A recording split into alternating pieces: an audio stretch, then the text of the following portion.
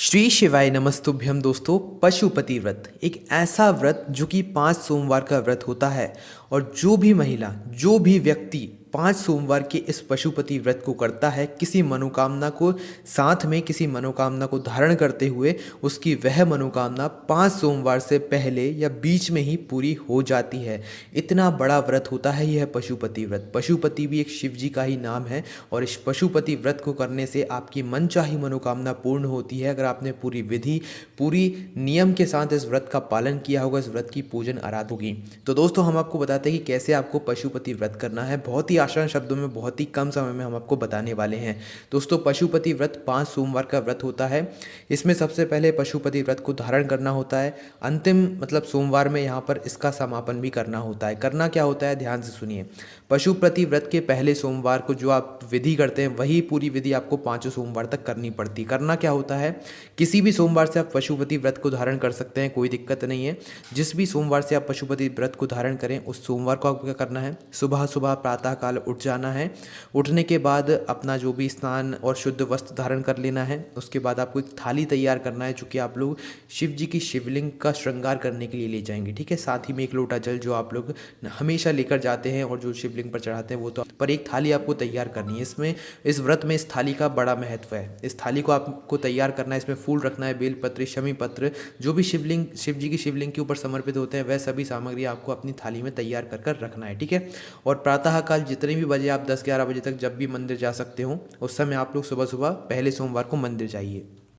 तो अब आपको अपनी एक थाली को तैयार करके क्या करना है, शिव जी के मंदिर जाना है। और शिव जी के मंदिर जाने के बाद शिव जी को जल अर्पण करना है, शिव जी को फूल चढ़ाना है, बेलपत्र चढ़ाना है, शमी पत्र चढ़ाना है, फूल वगैरह जो भी आप लोग अर्पित करना चाहें, समर्पित करना चाहें वो सभी समर्पित कर दें। उसके बाद जो भी आप लोग अपना रोली कुमकुम चावल जो भी लेकर गए हैं वो सभी समर्पित कर दीजिए, ठीक है। सुबह की जो पूजन रहेगी वो सामान्य रहेगी, उसमें कोई ज़्यादा मतलब आपको करने की ज़रूरत नहीं है। बस अपनी थाली को तैयार करके लेकर जाना है, उसे मंदिर में लेकर जाना है। उसी थाली में से उठा कर आपको जो है शिव जी का श्रृंगार करना है, शिव जी को चीज़ें समर्पित करना है, ठीक है। तो अब ये थाली आपको वापस घर ले आनी है। अब यही थाली आपको अच्छे शुद्ध जगह पर रख देनी है अपने घर में लाकर, ठीक है। अब देखिए पशुपति व्रत में क्या होता है, हर सोमवार को 2 समय पूजा की जाती है, एक सुबह के समय एक शाम के समय। अब यही थाली आपको क्या करना है, शाम के समय तैयार करना है। शाम के समय आपको करना क्या है, कुछ सबसे पहले तो 6 दीपक बनाना है। कितने, 6 दीपक आपको बनाना है, काय के, आटे के, ठीक है। गोल बाती के आपको 6 आटे के दीपक बनाना है, ठीक है। और इन दीपकों को बनाकर जो है आपको अपनी थाली में रख लेना है। थाली में रखने के बाद आपको जो है कुछ मीठे का भोग बनाना है, जैसे कि हलवा हो गया या कोई कुछ मिठाई अपने घर की बनी हुई हो तो वो ज़्यादा अच्छी रहेगी, ठीक है। कोई भी आप लोग मीठे का जो है भोग बना लीजिए। उस भोग को जो है आपको क्या करना है, 3 हिस्से करना है, ठीक है। घर से करके ले जाइए या मंदिर में जाकर उसके 3 हिस्से आपको करना है। इतना भोग बनाइएगा, भोग उतना ही बनाइएगा जितना आप मतलब उतना 3 हिस्से हो जाएं आपको, ठीक है। ज़्यादा भोग नहीं बनाना है क्योंकि उस भोग को सिर्फ आपको ही खाना है और कोई उस भोग को नहीं खा सकता। तो दोस्तों अब आपको शाम की थाली तैयार करनी है, पर थाली वही होनी चाहिए जो कि आप सुबह पूजा के समय लेके गए थे, ठीक है। जो सुबह आप लोग थाली मंदिर लेकर गए थे वही की वही थाली आपको शाम को तैयार करनी है। उसी में वापस से रोली कुमकुम चावल बेलपत्र फूल वगैरह जो भी आप लोग रखना चाहे शिव जी की पूजा के लिए वह सभी रख लें। साथ ही में 6 आटे के दिए, उसमें गोल बाती होनी चाहिए, वो रख लीजिए। साथ ही में जो आपने प्रसाद का भोग बनाया उसके 3 हिस्से कर जो है उसी थाली में रख लीजिए। अब जाइए शिव जी के मंदिर में प्रदोष काल में या शाम के समय, ठीक है, जब आप लोग का मन करे। प्रदोष काल में, प्रदोष काल के बाद भी जा सकते हैं। अब शिव जी के मंदिर जाइए। शिव जी के मंदिर जाने के बाद जो भी आप लोग शिव जी को जो है समर्पित करना चाहते हैं, शिव जी का श्रृंगार करना चाहते हैं, बेलपत्र फूल वगैरह जो समर्पित करना चाहते हैं वो समर्पित कीजिए। उसके बाद अब आपको क्या करना है, अब आपको 5 दीपक लगाना है, ठीक है। कितने, 5 दीपक लगाना है। 5 दीपक लगाने के बाद आपको पंचानन मतलब महादेव का नाम लेना है, पंचानन शिव जी का नाम लेना है और वो 5 दीपक एक साथ आपको शिव जी की शिवलिंग के सामने, ठीक है। मतलब आप देना मतलब ऐसा ही नहीं कि बिल्कुल पास में आपने रख दिए, शिव जी की शिवलिंग के थोड़ा आसपास थोड़ा दूर एक साथ 5 दिए आपको रखना है, ठीक है। 6 दिया आप बना कर लाएं पर आपको 5 दिए रखना है। एक दिया जो रहेगा वो आपको अपनी थाली में वैसा का वैसा रखे रहने देना है, ठीक है।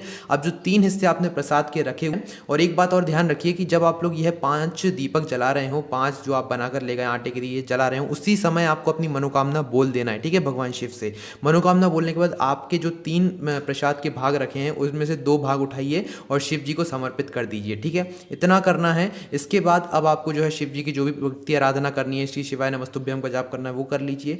जाप करने के बाद सभी पूजा आराधना करने के बाद अब आपको अपने घर वापस आना है, एक बचा हुआ प्रसाद का भोग वापस लेकर और एक दिया वापस लेकर, ठीक है। उसी थाली को वापस लेकर आ जाना है। अब जब आप अपने घर में आ रहे हो तो घर के प्रवेश द्वार पर आपको रुक जाना है। प्रवेश द्वार का जो सीधा हिस्सा होगा, आप मतलब जब अपने घर के अंदर घुस रहे हो तो उस समय आपका जो सीधा हाथ होगा उसी चौखट की साइड पर, उसी सीधे हाथ पर आपको वो जो एक दिया बचा कर लाए ना, अपनी घर की मुख्य चौखट पर जो है आपको वो एक दिया लगा देना है। ठीक है, उस दिए को लगाते समय आपको भगवान शिव का स्मरण करना है, साथ ही में अपनी मनोकामना वापस से बोलना है। ठीक है, उस जगह पर वह दिया जलाना है, मनोकामना बोलना है और उसके बाद अपने घर के अंदर प्रवेश करना है। घर के अंदर प्रवेश करने के बाद अब आप लोग जो है शाम के समय खाना खा सकते हैं, पर खाना खाने से बाद का एक हिस्सा बचा कर लाए हैं, उस प्रसाद के हिस्से को आपको खुद पहले ग्रहण करना है। खाना खाने के पहले ग्रहण करना है, उसी के बाद आपको कुछ खाना है। ठीक है, पहले आप जो प्रसाद मंदिर से बचा कर लाए हैं, 3 भाग ले गए थे, एक भाग जो बचा कर लाए, 2 भाग आपने मंदिर में चढ़ा दिए, एक भाग, उस भाग को पहले आप खाइए घर में प्रवेश करने के बाद, उसके बाद ही आप लोग और कोई चीज़ खाइएगा। ठीक है,